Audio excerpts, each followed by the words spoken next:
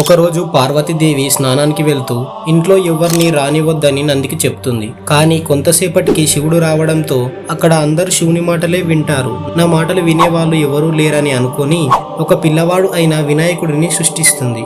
ఆ పిల్లవాడికి లోపలికి ఎవరిని రానివ్వకూడదని చెప్పడంతో అక్కడికి వచ్చిన శివుడిని లోపలికి పంపించకుండా బయటికి నెట్టేస్తాడు.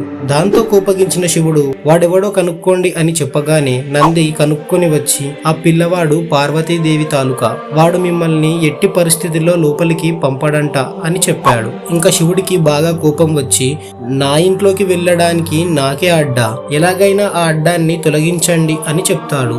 దాంతో ముందు నంది వెళ్లి వినాయకుడితో యుద్ధం చేసి ఓడిపోతుంది. తర్వాత కార్తికేయ స్వామి శివగణాలతో వెళ్లి యుద్ధం చేస్తాడు. కానీ వినాయకుడి దెబ్బకి కార్తికేయ స్వామి కూడా ఓడిపోతాడు. ఇక్కడేదో పెద్ద గొడవే జరగబోతుంది అని అనుకొని నారదుడు విష్ణుమూర్తి దగ్గరికి బ్రహ్మ దగ్గరికి వెళ్లి పిలుచుకు వస్తాడు. ఇంకా విష్ణుమూర్తితో సహా అందరూ దేవతలు వచ్చి వినాయకుడిని చూసి ఆశ్చర్యపోతారు. అందరూ చెప్పండి గం గణపతయే నమః.